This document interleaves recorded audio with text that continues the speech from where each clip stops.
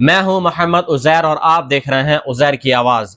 आज की इस रिपोर्ट में मैं बात करने जा रहा हूं क्यों अब ट्रंप ने ब्राज़ील को धमकी दे दी है कि अगर ब्राज़ील ने गज़ा के सपोर्ट में अगर कुछ भी बोला तो यूएन काउंसिल की जो मीटिंग होने वाली है इसी महीने, उसमें किसी भी ब्राज़ील के ऑफिशियल को वीज़ा नहीं देगा अमेरिका। दूसरी खबर यहाँ पर गज़ा के मुतालिक आ रही है। आज गज़ा के अंदर 700 दिन हो चुके हैं वॉर होते होते, और इस वॉर में $68 बिलियन का नुकसान हो चुका है और 90% पूरे गज़ा को तबाह और बर्बाद कर दिया इजराइल की आईडीएफ ने, यानी नेतन्याहू ने। ये पूरी जो तफसील मैं आपको बता रहा हूँ, पूरी जो रिपोर्ट मैं आपको बता रहा हूँ गज़ा के मुतालिक, वो यूएन काउंसिल की, जो यूनाइटेड नेशन की जो रिपोर्ट आई है उसके बिहाफ पर मैं आपको बता रहा हूँ। और तीसरी खबर यहाँ पर यह आई है कि रेड सी के अंदर जो उसका समुद्र का इलाका है, रेड सी के अंदर वहां पर सऊदी अरब यानी मिडल ईस्ट को कनेक्ट करने वाली, इंटरनेट को कनेक्ट करने वाली एक बहुत बड़ी एक केबल पड़ी हुई है और इस केबल को बहुत ज्यादा नुकसान हुआ है। और इस नुकसान की वजह से सऊदी अरब के अंदर जो इंटरनेट की स्पीड है वो बहुत ज्यादा स्लो हो गई है।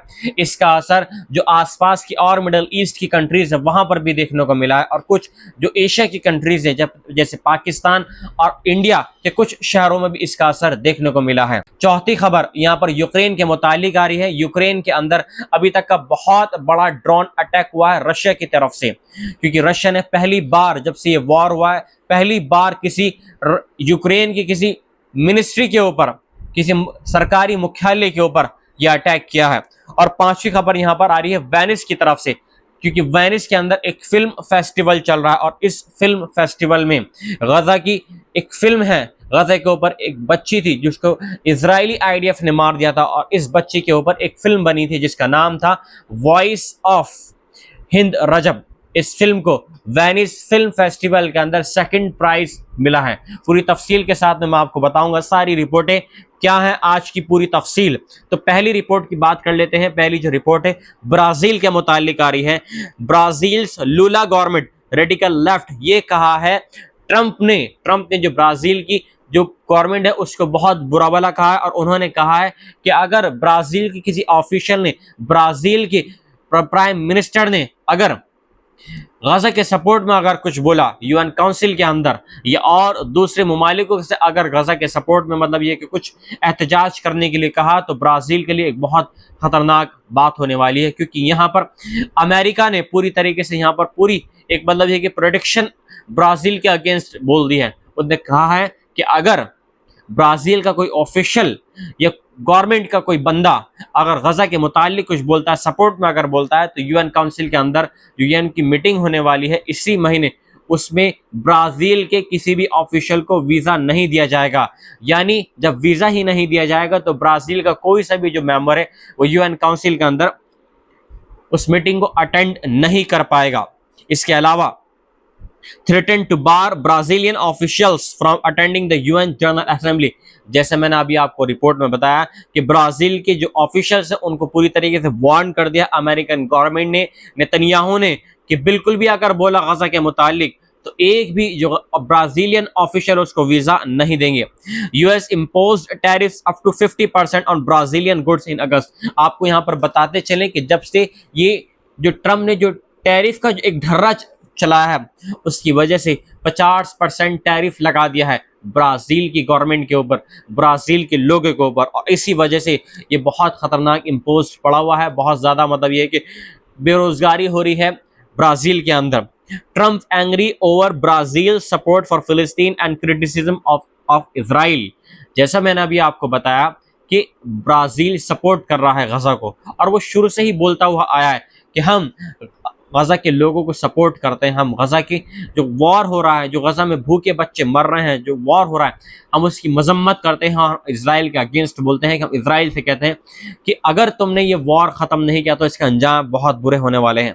Brazil pushed for Gaza humanitarian resolution at UNSC. मतलब ये है कि इजराइल ने जो गजा के ऊपर जो ह्यूमैनिटेरियन जो एड वहां पर बांटी जा रही थी उसको मतलब ये कि रोका हुआ था, और इसके अगेंस्ट ब्राजील ने यूएन काउंसिल के अंदर वोट किया था। और इसी वजह से ब्राज़ील के अगेंस्ट इजराइल भी अब खड़ा हो चुका है और अब अमेरिका भी खड़ा हो चुका है। यहाँ पर आपको बताते चलिए, जो कैरिबियन कंट्रीज है, क्यूबा है, वेनेजुएला है, ब्राज़ील है, उनकी अमेरिका की जो कंट्री है, अमेरिकन कंट्रीज है, उसकी नहीं बनती, यूएस की गवर्नमेंट की उसके साथ में नहीं बनती इन कंट्रीज की। और इसी वजह से पहले वेनेजुएला और अब इसके बाद में ब्राज़ील।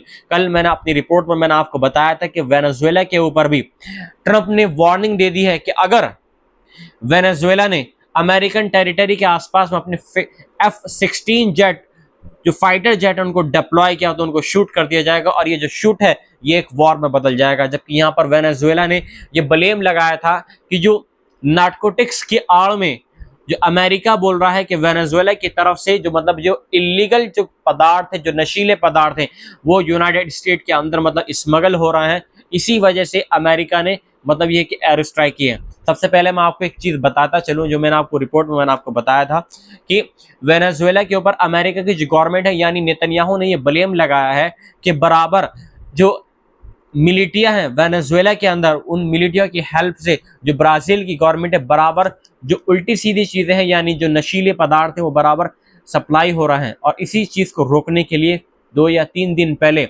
अमेरिका ने एक बोट पर एयर स्ट्राइक करी और उस एयर स्ट्राइक में जितने भी उस बोट में सवार थे वेनेजुएला के लोग, वो सब हलाक हो गए। यहाँ पर वेनेजुएला ने तुरंत एक्शन लिया और कहा कि इसका अंजाम बहुत ज़्यादा भुखद। दूसरी खबर यहाँ पर ये आ रही है गज़ा के मुतालिक। गज़ा के अंदर आज 700 दिन हो चुके हैं ये वॉर होते होते, और इस वॉर में 68 बिलियन डॉलर का नुकसान हो चुका है पूरे गज़ा को। और 90% से भी ज़्यादा जो गज़ा का इलाका है वो बिल्कुल तबाह और बर्बाद हो चुका है।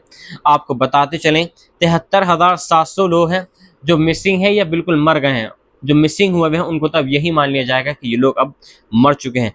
इसमें आपको बताते चलूँ को 20,000 इसमें बच्चे हैं और 12,500 इसमें औरतें हैं जो हलाक हो चुके हैं, जिनका पता ही नहीं है कि मतलब ये जिंदा भी हैं या मतलब मर चुके हैं। 2700 families completely erased from the civil registry. आपको बताते चलें कि 2700 मतलब 2,700 जो फैमिलीज थी जो गज़ा की जो मिनिस्ट्री है उसके मतलब ये उसकी रजिस्ट्री में दर्ज थे, इन लोगों के नाम, उन फैमिलीज़ के नाम, वो तो बिल्कुल सफ़े हस्ती से ही मिट गए हैं। बिल्कुल अब गज़ा में उनका नामो निशान ही नहीं है, बिल्कुल तबाह और बर्बाद हो चुके हैं। आपको यहाँ पर एक चीज़ और मैं बताते चलूँ कि गज़ा के अंदर अभी तक कितने लोग किन किन कैटेगरीज के मारे गए हैं। पहली बात यहाँ पर यह है 1,670 जो मेडिकल स्टाफ था गज़ा के अंदर वो पूरी तरीके से ख़त्म हो चुका है। 248 जो जर्नलिस्ट अभी तक मारे जा चुके हैं, इसमें राइटर्स के भी हैं। एपी यानी एसोसिएशन ऑफ प्रेस, एक मतलब ये है कि एक फ्रीलांसर, एक मतलब ये कि न्यूज़ प्रेस है उसके लोग, और इसके अलावा राइटर्स के भी लोग इसमें मारे जा चुके हैं। अल जजीरा के भी लोग इसमें मारे जा चुके हैं, जो जर्नलिस्ट मारे जा चुके हैं। इसके अलावा सिविल डिफेंस की अगर बात करें 139 सिविल डिफेंस के लोग इसमें मारे जा चुके हैं अभी तक, और 173 म्यूनिसिपल एम्प्लॉयज़ जो मतलब ये है जो म्यूनिसिपल एम्प्लॉयज़ हैं जो मतलब है कि देख रेख का काम करते हैं हॉस्पिटल्स के अंदर, ये इसके अलावा जो वहाँ के इलाके हैं गज़ा के अंदर वहाँ पर वो काम कर रहे हैं गज़ा की हेल्थ मिनिस्ट्री के ज़रिए से। More than 1,62,000 warned, many with life changing injuries, amputations, paralysis, blindness. मतलब 1,62,000 लोग ऐसे हैं जो मतलब जिनको अब बिल्कुल सही नहीं हो सकते हैं, वो बिल्कुल ऐसे हो गए हैं, बिल्कुल हेल्पलेस हो गए हैं, मतलब वो इंजर्ड लोग हैं। 1,62,000 लोग ऐसे लोग हैं जो बिल्कुल अब कोई अंधा हो चुका है, कोई पैरालिसिस हो चुका है, इतनी क्रिटिकल कंडीशन हो गई है गज़ा में जो घायल लोग हैं। Destruction of 38 hospitals, 833 mosques, 163 educational institutions, plus thousands of public facilities। एक चीज़ और है कि 38 हॉस्पिटल, 833 मस्जिदें और 163 जो एजुकेशनल इंस्टीट्यूशंस थे वो पूरी तरीके से तबाह और बर्बाद हो गए इजरायली एयर स्ट्राइक में और बॉम्बरमेंट में। प्लस इसके अलावा हज़ारों जो पब्लिक फैसिलिटीज़ थी, जो गवर्नमेंट और इन प्राइवेट फैसिलिटीज़ थी, वो पूरी तरीके से बर्बाद हो चुकी हैं। Force displacement blocking return to Gaza city and north. Force ने एक एवैक्यूएशन जारी कर दिया है, एक ऑर्डर जारी कर दिया है कि आप नॉर्थ से निकलकर गज़ा की तरफ, साउथ गज़ा की तरफ आप चले जाएं, क्योंकि अभी गज़ा सिटी को इजरायली आईडीएफ ने एक कॉम्बैट जोन बना दिया है और यहाँ पर यह कहा जाता है कि ये हमास का गढ़ है। तीसरी खबर यहाँ पर इंटरनेट के मुतालिक आ रही है। Microsoft warn of increased latency in the Middle East. Microsoft ने वार्न कर दिया है कि जो रेड सी के अंदर जो केबल पड़ी हुई थी वो बहुत ज़्यादा उसको नुकसान पहुंचा है और इस नुकसान की वजह से कई जो मुल्क हैं वो इससे इफेक्टेड हुए हैं। इंडिया, पाकिस्तान, यूएई और इसके अलावा जो और कंट्रीज़ थी यूएई यानी यूनाइटेड स्टेट ऑफ अमीरात, वहाँ पर भी बहुत ज़्यादा लोग इससे इफेक्टेड हुए हैं। UAE users on DU and Etisalat reported slower speed. UAE के अंदर जो टेली कम्युनिकेशन जो कंपनीज हैं डीयू एंड एतिसलात, उसके जो यूजर्स हैं बहुत ज़्यादा स्लो स्पीड का सामना कर रहे हैं।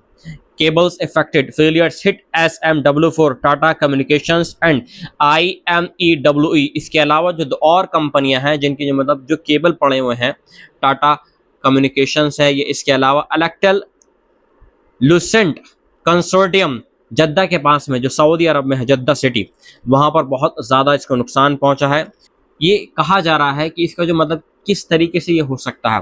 देखिए, पहली बात तो ये है कि समुद्र के रास्ते में जो केबल पड़ी हुई थी, जब कोई शिप अपना लंगर डालता, उस लंगर की वजह से भी इस केबल को इफेक्ट हो सकता है। और इसके अलावा यहाँ पर हुतीस को भी माना जा रहा है, क्योंकि यहाँ पर हुतीस का भी काम हो सकता है और हुतीस के ऊपर भी अंदेशा लगाया जा सकता है कि हुतीस बराबर रेड सी के अंदर जो इसराइल के मुतालिक जो जहाज़ है, जो उससे कनेक्टेड है जो जहाज़, उन पर बराबर वो अपनी एयर स्ट्राइक कर रहा है, बराबर अटैक कर रहा है और इसी अटैक में जो केबल्स है उसको नुकसान पहुँचा है।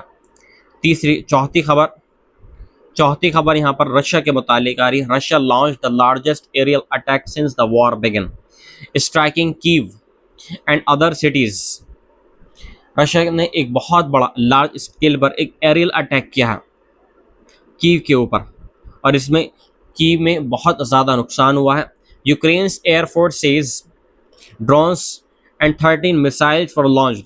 यूक्रेन की जो एयरफोर्स है उसने मतलब ये है कि एक क्लेम करा है कि रशिया की तरफ से 810 ड्रोन और 13 मिसाइलें लॉन्च की गई हैं कीव के ऊपर। यूक्रेन रिपोर्ट 747 यानी 747 जो ड्रोन है उनको इंटरसेप्ट कर दिया गया है, 4 मिसाइलों को न्यूट्रलाइज कर दिया है, लेकिन उनमें से जो 9 मिसाइलें हैं और 54 जो ड्रोन हैं एक 33 लोकेशन पर वो हिट हुए हैं, जिसकी वजह से जो उनका जो डैब्रीज था, जो मतलब ये है कि जो बम थे वो सब जगह फैल गए कीव के अंदर, 8 जगहों पर ये फैल गया है और इसकी वजह से कई लोग इसकी जद में भी आए हैं। Kyiv's cabinet of ministers building was damage. और इसके अलावा जो कीव की जो ऑफिशियल बिल्डिंग थी यानी government building, cabinet of ministers building, उसको भी बहुत ज़्यादा यहाँ पर नुकसान हुआ है। पहली बार सेंट्रल गवर्नमेंट बिल्डिंग इससे इफेक्टेड हुई है कीव के अंदर। पांचवी खबर है वेनिस फिल्म फेस्टिवल से। The voice of Hind Rajab, directed by French Tunisian film maker Khotur Benhania won the Silver Lion at the Venice Film Festival। Venice film festival के अंदर गजा की एक बच्ची थी जिसका नाम था हिंद रजब, उसके ऊपर एक डॉक्यूमेंट्री फिल्म बनी थी। उस डॉक्यूमेंट्री फिल्म को वेनिस के अंदर 2nd प्राइज मिला है। The film tells a true story of 5-year-old Hind Rajab killed by Israeli forces in Gaza while trapped in the car with her slain family। ये जो फिल्म है एक सच्ची कहानी के ऊपर है। जब गजा के अंदर एक वॉर छिड़ा, इजराइल की आईडीएफ ने जो भी सामने आया उसको बिल्कुल तबाह और बर्बाद कर दिया। तो रास्ते में ही अपने आप को बचाते हुए एक फैमिली एक कार से जा रही थी, लेकिन उस फैमिली के साथ में क्या हुआ कि जितने भी मेंबर्स थे इजराइल की आईडीएफ ने उनको शूटिंग में मार दिया, लेकिन एक जिंदा एक बच्ची बच गई और वो उस कार में बैठी हुई थी। उसने कॉल लगाया, इमरजेंसी कॉल लगाई और वो हॉस्पिटल में जाकर लगी। उसने कहा कि मुझे बचा लो, सिर्फ मैं ही बची हूँ इस कार के अंदर, मेरे जितने भी मेरे प्यारे जो फैमिली मेम्बर्स थे, मेरे भाई बहन, मेरे माँ बाप, वो सब आईडीएफ की फौज ने उनको हलाक कर दिया है, प्लीज़ मेरे को बचा लो। और तभी सामने से एक टैंक आता है और उसको उड़ा देता है उस कार को, और उसमें उस बच्ची की मौत हो जाती है। और इसी वजह से ये जो ट्रू स्टोरी है, इसको वेनिस फिल्म फेस्टिवल में 2nd प्राइज़ मिला है। जी हाँ, ये थी आज की रिपोर्ट। मिलता हूँ मैं आपसे एक नई रिपोर्ट के साथ में। जय हिंद।